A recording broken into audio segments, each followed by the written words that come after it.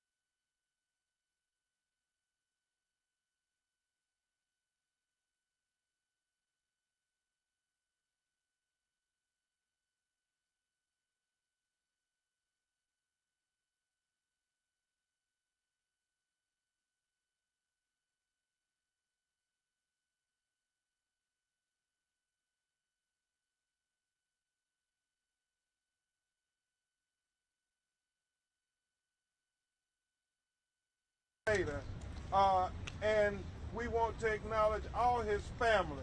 We want to acknowledge all of the people who use their voice to say his name. Listen. Say his name. Say his name. Say his name. Today represents an opportunity to be a turning point in America. This is the longest sentence that a police officer has ever been sentenced to in the history of the state of Minnesota. But this should not be the exception when a black person is killed by brutality by police. It should be the norm. And so when we think about real justice would be, Silky, that George Floyd would still be here with his family. So what we got today was some measure of accountability. And we understand that there are still federal charges pending. So as his brothers and his family ask for the maximum, we're still holding out for the maximum. Yeah, that's right. We have to remember real justice in America will be black men and black women and people of color will not have to fear being killed by the police just because the color of their skin. Yes. That would be real justice. Yes. So we thank most of all the millions of Americans who raised their voice. You all raised your voices And because you raised your voices, that is why we got the guilty conviction, and that is why we got the longest sentence in the state of Minnesota history. So on behalf of the Floyd family, we want to say thank you to millions of Americans who all said, until we get justice for George Floyd, until we get accountability for George Floyd, none of us can breathe. We can breathe just a little easier today, and we thank you for that. We got your back. We got your back. Thank you all, and I will say this. We got accountability on the civil side, thanks to the leadership of the city leaders in Minnesota. We now have gotten some accountability in the criminal level, but we need accountability on the policy level. So we say to the United States Senate, pass the George Floyd Justice in Policing Act immediately. Immediately. Immediately. At this time, I give you one of the finest attorneys in the United States of America. I have had the pleasure of being with a team of lawyers, Reverend Al, who are second to none. And each of them work tirelessly day and night from every corner of America, working on behalf of George Floyd's family. And there is no way we could get to this point where we're at on this journey to justice without all our brothers and sisters, Vavani Greendren, Madeline Simmons, Michelle Godot, all of those, Scott Peters, all of them who are working, Scott Madison. They allowed us to come out front to be with the family today, but they are not forgotten. And I know my brother in the bar who just did wonderful things in Louisiana with Alton Sterling, Chris Stewart, appreciates each and every one of the lawyers on our team. At this time, you're going to hear from Attorney Chris Stewart and Attorney Justin Miller.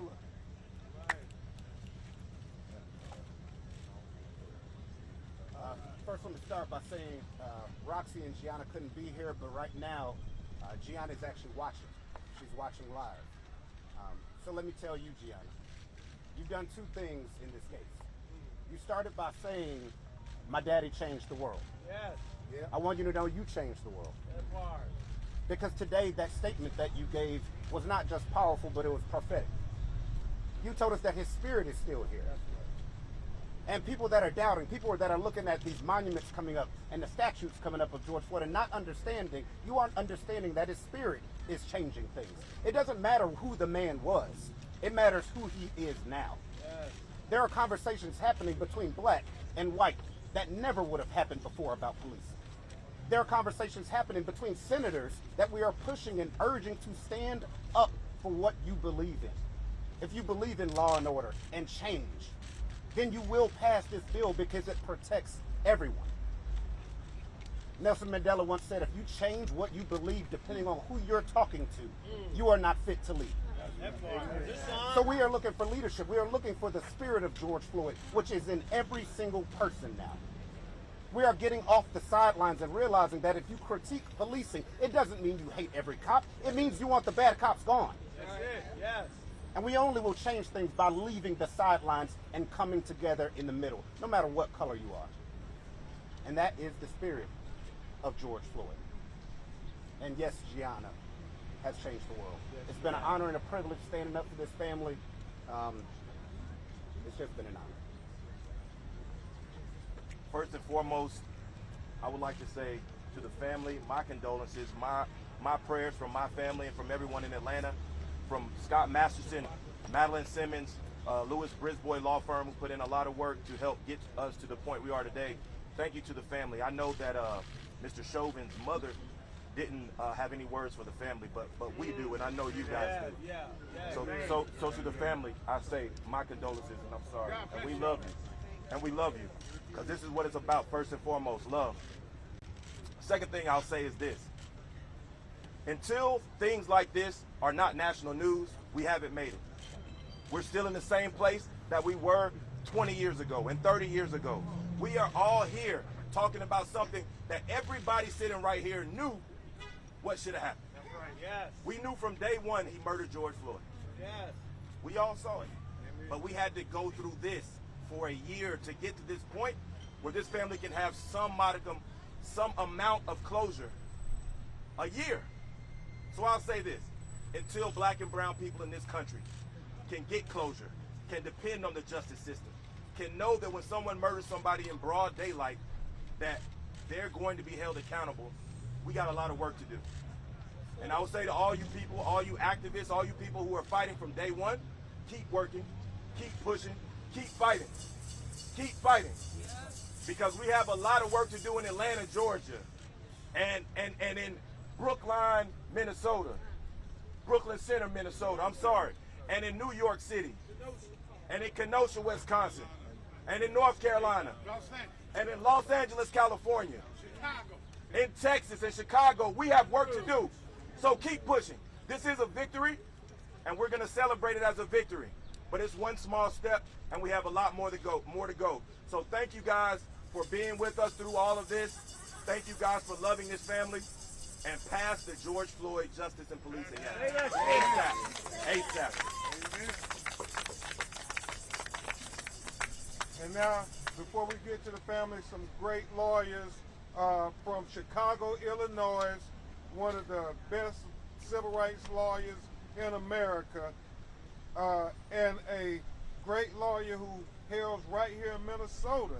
I mean, without him giving us the lay of the land, there's no way we would have been able to achieve what we have accomplished. Attorney Antonio Romanucci and Attorney Jeff Storms. Good afternoon, everyone. My name is Tony Romanucci. What we saw today was the graph intersected, the perfect apex now between civil justice and criminal justice. What we now have today, we have proof that Black lives matter, that they are valuable, and that when you violate policies, you're going to pay, and you're going to pay a lot of money, and when you violate the law, you're going to get prosecuted, and you're going to go to jail, and you're going to go to jail for a long time.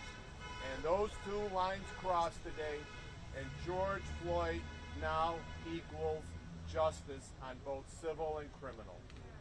But the job isn't over. It's not over until we go state to state. Reverend Al, Ben, you all said it so eloquently. We must have the George Floyd Police Reforming Bill passed. Amen. If that doesn't get passed, our justice could fall. The graph could fall. We need justice all over America. We want justice for George Floyd, the Floyd family. We continue to love you. We always will. We'll always be a part of your lives. But there are so many other families that are here today that are also suffering and require that same justice, civil and criminal. That's what matters most. Thank you all. Thank you. Thank you, Tom. Thank you. Not a lot to say that hasn't been said, but as a local Minnesota lawyer, I just want us to remember that we need all of you. We need the media, we need the activists, because the second we turn around and leave, we have to go back and ask ourselves, how do we get more justice for George Floyd? How do we get justice for Dante Wright? How do we get justice for Winston Smith? How do we get justice for the many families here who are regularly fought for on behalf by people like Tashira Garraway and her group, Nakima Levy Armstrong and her group, and without all of you, we don't have the energy for that fight right here. We need you all to keep turning out, and we appreciate it because it's allowed the Floyd family to get the most historic justice we've ever seen, but it's not enough. Amen. Thank you. Not enough. Don't forget Jalal Eid. Jalal Eid. Marcus Logan. And as we get ready to bring up the Floyd family, I would be remiss if Brandon as we heard the sentence leaned in and whispered in my ear, I got a text from Breonna Taylor's mother congratulating us on getting some justice, the justice that she never got. And I have to tell you, Reverend Al, as Derek Chauvin's mother was standing up there making her comments, I thought of Tamika Palmer, Breonna Taylor's mother. Yes. And so it's not enough until we get justice for all of our people who have been killed unjustly. I think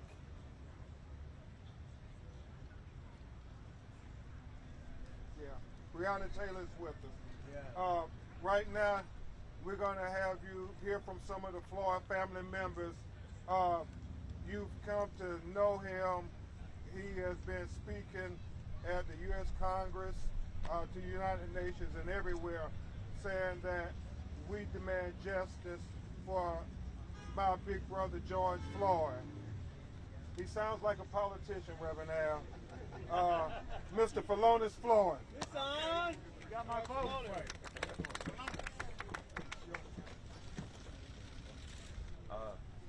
I got a lot of emotions going through my head right now, but I just find it profound that I felt that I begged for justice for my brother, some type of accountability. The treatment that I thought that everybody should receive, it's just life, you know. You can't get that back. We all live together in this world, and we all want to be able to work together in this world.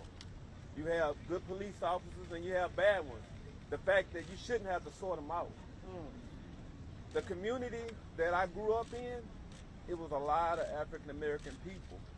But the fact that Minnesota has a greater amount of Caucasian people, I still think that everybody should be the same. Everybody should be neutral. Everybody should want to make a difference and make sure that people, when they come to Minnesota, they don't think about George Floyd. They should be able to think about how great Minnesota is. Not thinking about Philando Castile, you know. His mother is still fighting. Yes. Thinking about Dante Wright. Yes. Many families I had to console. You think about Anthony McClain. He was killed. All of these people were shot in the back, most of them. The fact that I'm here and I'm still standing, and over a year later, I'm still speaking and I'm speaking out. Times are hard. I have a family, we wake up every day and we don't see my brother. Empty seats all around the house he would have been in. The fact that Gianna would grow up knowing that her father had made a difference in the world, but the fact that she cannot have a sweet 16, she cannot have him walk her down the aisle. She would not be able to have prom with the daddy dance. This is not something realistic. This is something, it's like a dream, but we all need to stand up for what is right. All right. All these activists and all these advocates, I thank you all. Definitely I thank you all. Because if you all didn't speak out, we wouldn't have had a lot of help. But the fact that the world, you got to think about Japan. You have to think about Germany. You have to think United Nations. You have to think Italy. I have so many different people I spoke to, Africa, all around the world, and they all think the same way. Your skin color should not define who you are. Right. It should never be a weapon. And the fact that we're here standing today, still breathing, we're still fighting. Reverend Al always said, keep fighting.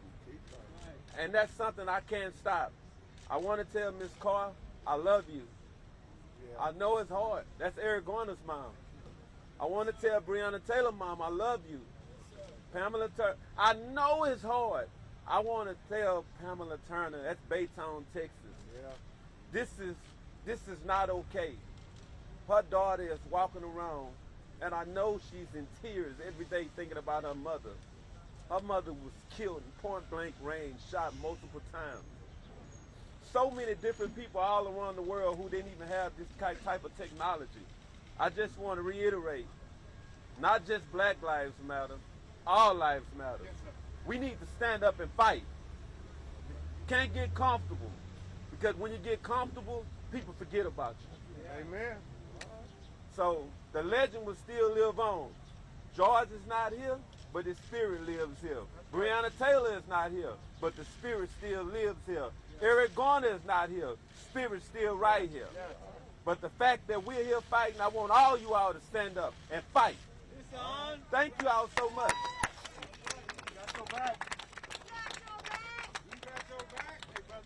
And next we're going to have another brother of George who came all the way from New York, Brooklyn, New York. And as we introduce him, it's not lost on us as Attorney Stewart and Attorney Ramanujan and I talk. It's always a journey to justice.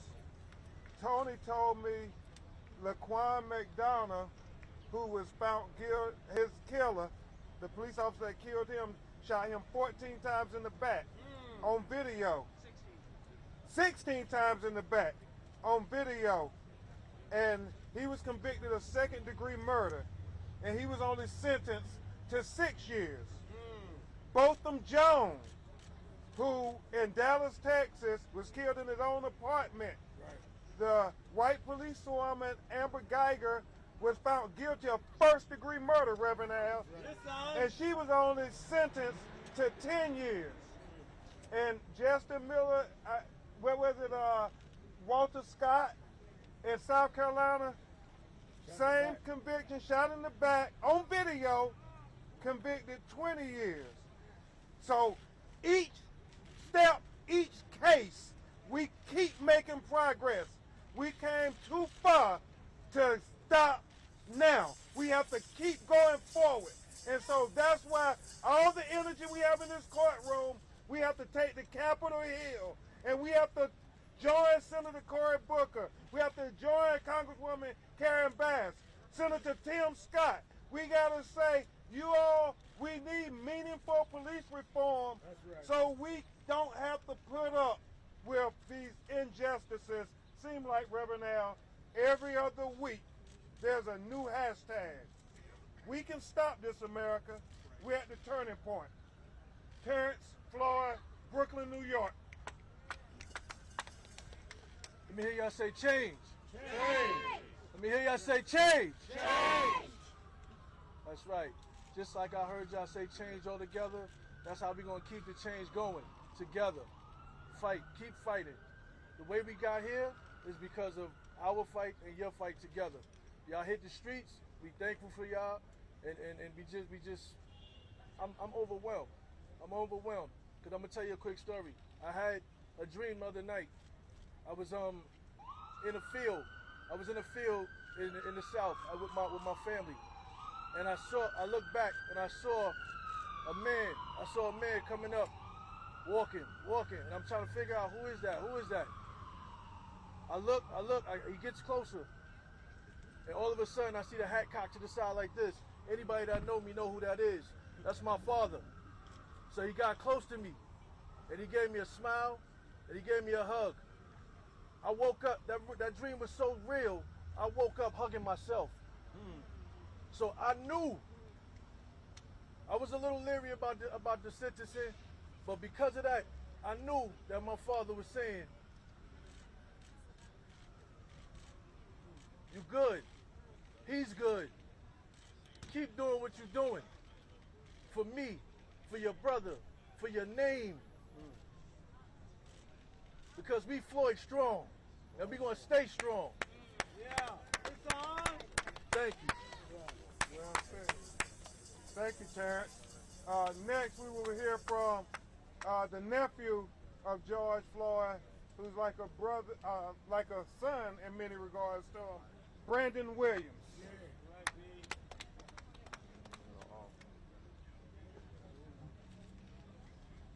It's funny that we got justice, but not enough justice. You know, I remember standing here the first day of trial in this very same spot. and we were very optimistic and unsure of what was going to happen. After seeing that video, we should have been 100% sure that we would be at a guilty conviction with a maximum sentence. That's right. When you think about George being murdered in cold blood with a knee on his neck for 9 minutes and 29 seconds, execution style in broad daylight, 22 and a half years is not enough. Right. Go ahead. We were served a life sentence. We can't get George back. Gianna can't hug George again. He'll be able to hug his family possibly and see his family again. We can't get George back. So in retrospect, I feel that he should have received a life sentence as well. That's right. What kind of message are you sending to our country? What kind of message are you sending to the younger kids like Gianna? That you can kill a man in cold blood and get a slap on the wrist? That's like a slap in the face to all of us standing up here. And everybody around the world who feel what we feel and saw that video. So I won't celebrate this. I won't celebrate it at all. But I will celebrate a guilty conviction on a police officer that killed a black man, because far too many times we see them kill us and get right away with it. I will celebrate this as a victory for Ms. Tamika Palmer, who I'm very, very close with. I hope that Attorney Daniel Cameron out in Kentucky can follow Keith Ellison's lead and charge the cops who killed Breonna Taylor. So there are some positive things to take from this. But this 22 and a half years just isn't one for me. Thank you. All right, Brandon. Thank you. From the heart, Brandon. And we have his brother, his baby brother, Rodney Floyd from Houston, Texas, 3rd Ward. Hey, how y'all doing? Hey, Rodney. You know, I would like to thank the protesters first, the local protesters. And in this city, I would like to thank all the protesters that came out across the country to this city and standing up in their cities as well, demanding change. We all have one thing in common. We want change for my brother's case. This right here is this 22-year sentence they gave this man. It's a slap on the wrist. We serving a life sentence for not having him in our life. And that hurts me to death. And looking at his daughter, beautiful daughter, Gianna, in her video, saying the very first video, my dad changed the world. He did change the world. But at the end result, he gets a slap on the wrist. My nephew just said, 22 years from killing her dad, that she can't take her to school. He can't eat lunch with her. He can't conversate with her. I know with my daughter, I love my daughter. Hugs her, we talk, this is my little best friend. And I hate to see that he cannot have that, she can't have that connection with her father. Those great conversations, those wonderful phone calls, lighting up her face, you know. And around the world, black, white, brown, we all need to come together, take our bus to the Senate, stand out there, and demand this George Floyd Act be passed, and also, as well as the act being passed. We need to stand up, put pressure on this Senate. You know, and I was thinking last night, guys, honestly, we heard Obama say this plenty of times, get out and vote. We hear so many folks say get out and vote. Everybody got out and voted, marched in these streets, and we got change. We got our first black president. A lot of people came together like they did now, my brother's death, and we got this. But guess what, people? We need to take that same energy, bring that back to the Senate, and demand them pass that bill. Because as we've seen Trump numerous times stand up, fussing on camera, numerous times, countless times, because he did not have the power that we thought he had to get something done. He had to call on the Senate. If we need to get out there, understand that message. Go to the Senate, put pressure on the Senate, and get these bills and laws passed for all of us. To stand over with this American flag as one. And we, as black people, need to know this American flag represents us, because we feel it don't. Thank you, Rodney. And as we bring his cousin, Sharita, please understand, this is only one step in getting accountability in the criminal level. The federal charges are still pending. So I do believe that when Phalonis and Terrence and Rodney say the maximum, it is still attainable to get maximum accountability for George Floyd. Say that. Maximum accountability for George Floyd. Maximum accountability for George Floyd. Maximum accountability for George Floyd. Maximum accountability for George Floyd. Maximum accountability for George Floyd. Maximum accountability for George Floyd. Now you will hear from his cousin, Sharita Tate.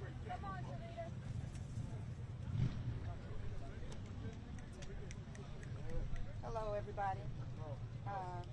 I won't spend a whole lot of time sort of reiterating what my family has already said. I think they spoke very eloquently about how we dealt with this last month and our thought processes as it relates to the amount of time that Derek Chauvin was given.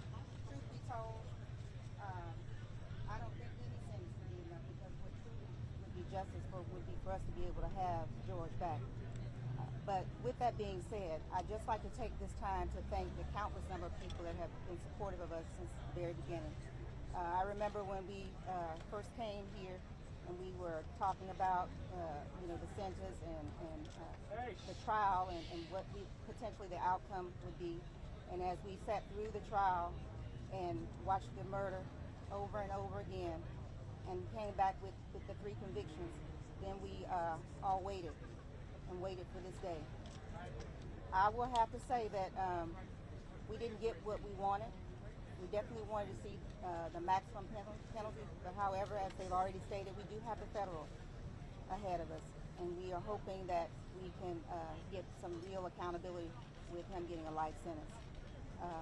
And lastly, I just want to speak on the Policing Act. We've had it partially for the Senate, and I would just say, echo what everyone else has said. We need this passed immediately. We need to really have some true accountability across the board. Thank you. And finally, before we take a few of your questions, we have his cousin Tara Brown from Houston, Texas. I just want to say, my family has spoken a lot about everything that we've gone through since we started this journey. And I will tell you, it definitely has been a journey for us. And as a family, we decided that we were committed to 2 things. For sure, we wanted to make sure that we got some measure of justice for George and for the countless other families who have lost loved ones in the way that we did.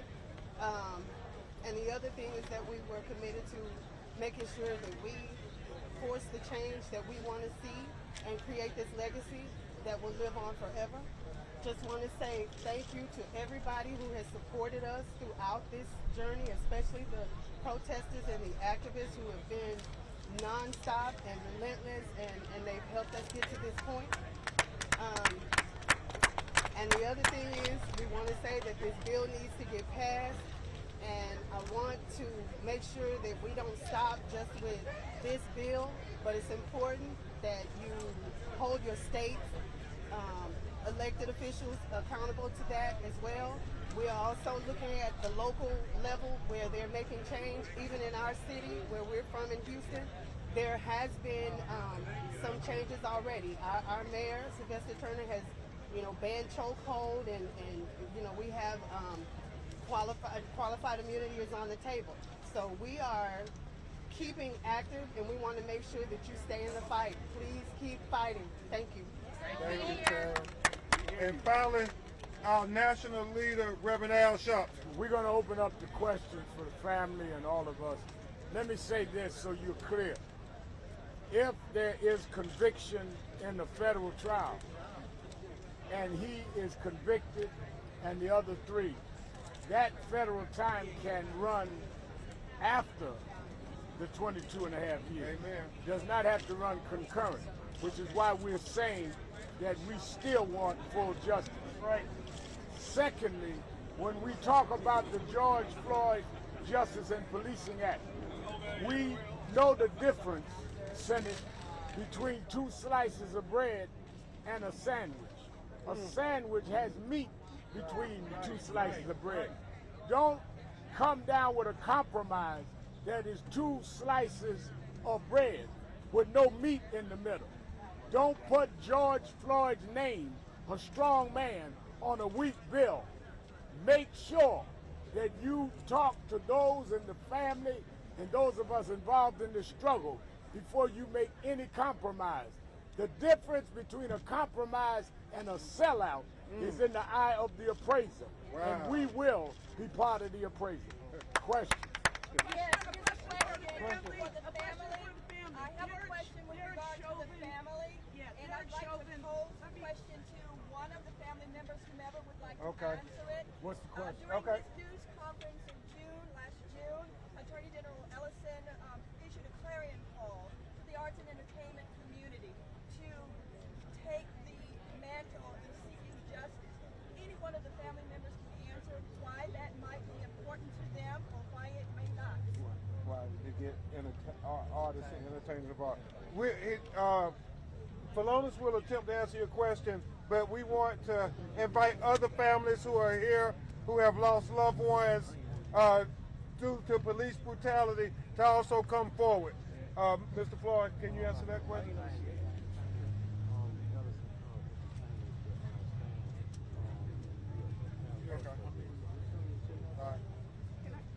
We may answer that question on the side for you. Okay. Question about the case, sir. Okay. Question about the case. And Attorney Storms, where are the other families? Today in court, Derek Chauvin offered condolences to the family. I was wondering what you thought about that. And also Derek Chauvin's mother continued to say that her son was innocent and that people did not know her son like the family did. And I was wondering what you thought about those comments. The condolences from Derek Chauvin and the mother saying that her son was innocent and people did not know Derek Chauvin like her family did. All right. I just thought about it as the same thing with my brother. People didn't know who my brother was. They labeled him. The trial was all about my brother. Instead, it should have been about Mr. Chauvin. So the things that she spoke about, I understand that because that's her son. Same way she spoke up for her son, I spoke up for my brother. So we all love our loved ones, but the fact that I will never see my brother again is worse because she still will have the opportunity to see her son in the cell anytime she wants to. Let me say something about that with Philonis. When I heard his mother speak, and I respect any mother stand up for their son, but it reminded me, and I said it in the eulogy right here, that George called for his mother. And the one that seemed not to understand the bond between a mother and son, when a son would call for his mother that was no longer alive, was not the Floyd family, it was her son, Derek. Because that did not make him stop when he heard a man call for his mother. I respect his mother. He did not respect George calling for his mother. Thank you, Rev. We want to acknowledge Bishop Harding, who was over the Salvation Army where George worked, and George did so much great. So let's acknowledge and give him a round of applause for the great work they do. Now we're going to turn it over to a lady who needs no introduction here in Minneapolis, Minnesota. She's a lawyer, she's an activist, and she's a freedom fighter. Y'all give it up for my sister, Nakima. And she's going to introduce some other families. Please, Queen. Good afternoon. It's our honor to stand here with the family of George Floyd and the lawyers who continue to represent this family in their continued pursuit of justice. This is one step towards progress, but this is not justice, and this is not full accountability as the family has asked for. I'm Nakima Levy Armstrong. I'm a civil rights attorney based here in Minneapolis, and I'm standing next to Tashira Garraway, who is part of Family Supporting Families Against Police Violence, Jaylani Hussein from CARE Minnesota, and Michelle Gross from Communities United Against Police Brutality. And we are all here as people who stand on the front lines with the folks who are here from the Twin Cities who hold it down time and time again. We got to give it up for the activists and the organizers who face rubber bullets, tear gas, arrests, and demonization for standing up for George Floyd and all stolen lives. This, incident today of Derek Chauvin being sentenced is something that we've been waiting for a long time. The sad part about his sentence is that we know that black men often receive more time for doing less than what Derek Chauvin did. There are plenty of black men and Latino men in prison for nonviolent drug offenses. But here we have a veteran officer who was literally able to lynch someone in broad daylight in the presence of children and other witnesses and essentially get a proverbial slap on the wrist. That is not acceptable. Judge Cahill should have held him accountable to the fullest extent of the law. It is not enough that he has received the most time from compared to other police officers who have killed people. This is a new day. It's not based on what they did in the past when they could lynch us and get away with it, when they could brutalize us and get away with it, when they could kill people and get away with it. Just because it's the most time does not mean that it is enough time.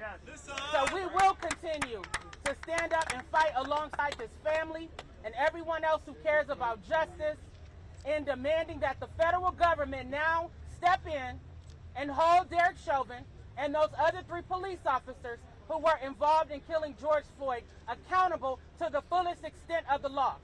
If the federal government had stepped in a long time ago, George Floyd might still be alive today. So that is the least that they can do in this situation. And I want to encourage all the activists, the organizers, the community members who are sitting at home to get off the couch and come down to the government center to stand in solidarity with Families Supporting Families and other organizing groups, as well as a 9 o'clock nighttime peaceful demonstration that's going to happen downtown. Thank you all for being here. Realize we're not asleep in the Twin Cities, and we're going to continue to stand up and fight for justice. Thank you. We love you, Tashira.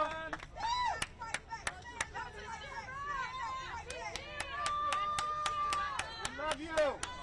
My name is Tashira Garraway. I am the founder of Families Supporting Families Against Police Violence. I am also the mother of Justin Tigan's 15-year-old son, who was brutally beat to death by the St. Paul police and thrown inside of a trash dumpster August 19, 2009.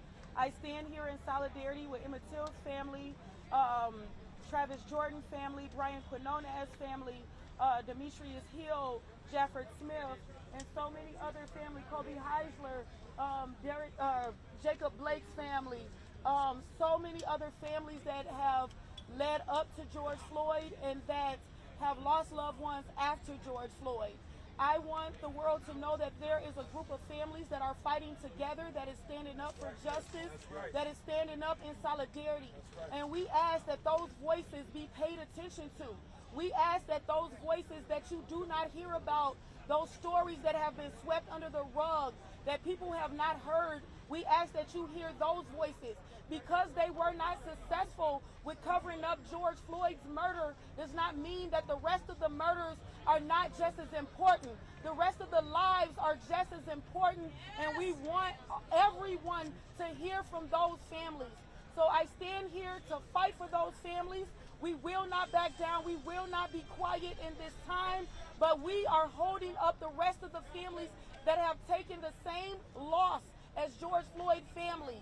We are very thankful for the little bit of crumbs that they did give us today with holding this officer accountable. But just like George Floyd is the face of hundreds of murders around Minnesota that have been covered up, so is Derek Chauvin the face of hundreds of killer cops that are still out here walking around in our communities on the forces, still serving.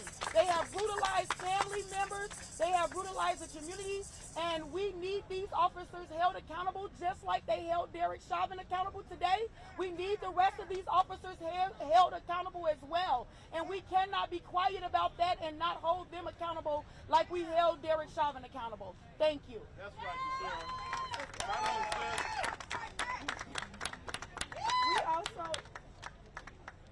We have Courtney Ross, the girlfriend of George Floyd, here today as well, standing in solidarity with the rest of our families as well. Right on. Thank you.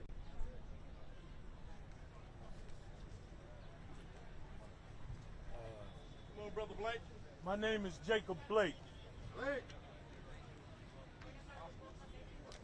The verdict was handed down today, and we have no choice but to accept it. Listen.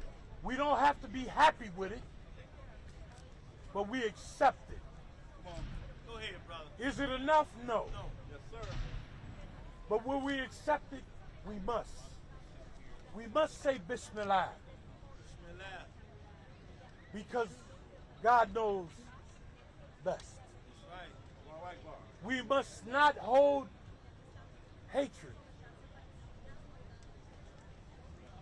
But we have to stay diligent out here in these streets because nobody's going to give us anything. That's right. And if we sit down and rest, they'll take what we have achieved.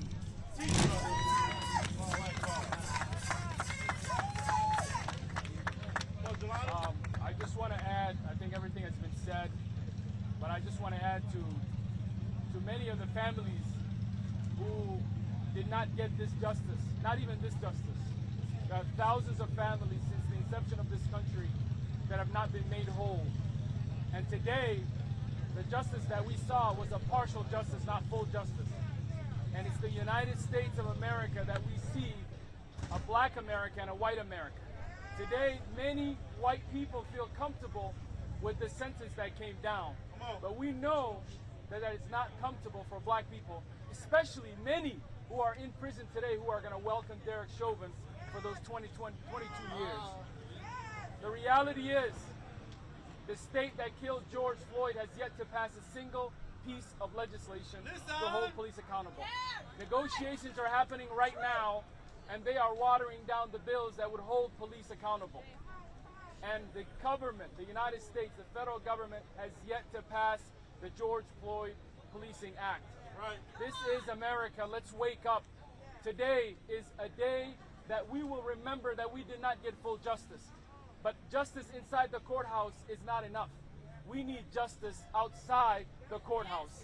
And we are demanding for people who last summer marched and protested and came out. If you really care about justice, it is time for you to come back outside and march and protest until we get justice. We must do that for George Floyd's family, and we must do that for all the countless families across this country. And we must do it for the children and the people who are walking among our streets today, who will be next, because we have not done anything to protect the lives of individuals like Winston Smith, who was killed here not that long ago, that the federal government has covered up, to Dante Wright and the countless names that we know. It is time for the state of Minnesota and Minnesotans to stand up, but it's time for Americans to get uncomfortable about injustice. If you can demand a vaccine in a pandemic, we need the vaccine of justice in this country. We need the vaccine of the justice in this country against the police that are killing us, against the economic justice that's happening in our neighborhoods. We demand justice, and we say every single day that we will demand justice by any means necessary. And I'd like to bring up Michelle Gross from Communities United Against Police Brutality. All right, Michelle. Thank you. My name is Michelle Gross, MICHELLEGROSS, and I am one of the founders and currently the president of the organization Communities United Against Police Brutality. To say that we are disappointed in this sentence is an understatement. There were so many aggravating factors and virtually no mitigating factors.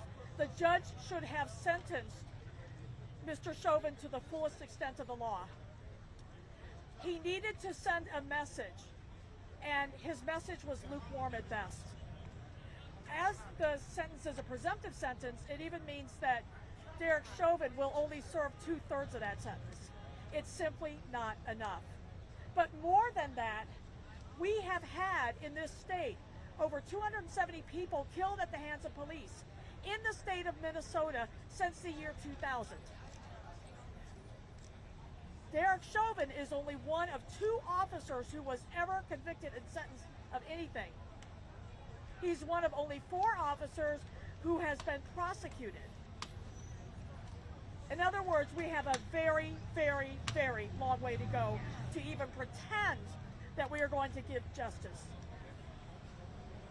We need to reopen all of the cases of wrongful deaths in this state at the hands of law enforcement. All of those cases need to be reopened, need to get a legitimate investigation, not a phony cover-up as the Bureau of Criminal Apprehension and these other police agencies have often done. We need to have an independent investigation and an independent prosecution. And until we have those things, we have no justice for these stolen lives.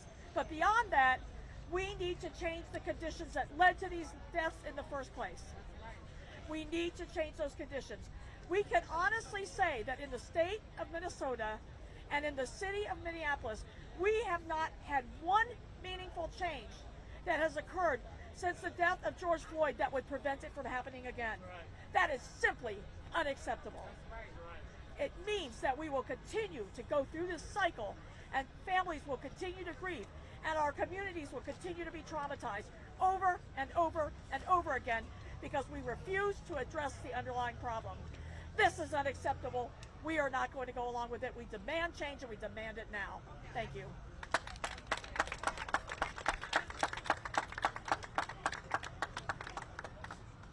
Black lives. Black lives. Black lives. Say his name. Say his name. Say his name. Say his name. Richard Smith. Say his name. Say his name. Say his name. All right, no doubt, no doubt. We're very disappointed by the verdict today. We believe that he should have. My name is Traren Cruz. I'm lead organizer with BLM Minnesota. TRAHERNCREWS. We're very disappointed in the verdict today. We feel that we know that Derek Chauvin should have been sentenced to 30 or 40 years. We know in the state of Minnesota, people have been sentenced to 30 or 40 years for nonviolent offenses like selling drugs and things like that. So if we can send people to jail for 30, 40, 50 years for selling drugs or for nonviolent offenses, then Derek Chauvin should go to jail for 30, 40, 50 years for torturing somebody for 10 minutes in front of children in Southside Minneapolis. Also, like some of the speakers said, for this to be the home of where George Floyd happened and no meaningful reform has taken place, like requiring police officers to carry personal professional liability insurance, and then qualified immunity, having a database of killer cops. These are some initiatives that could be put in place right now that could prevent another George Floyd from happening. And at the federal level, we don't have a anti-lynching bill yet. It needs to be passed. Since Emmett Till, we haven't had the George Floyd Act hasn't been passed. The Eric Garner Act hasn't been passed. So we urge Congress and the Senate and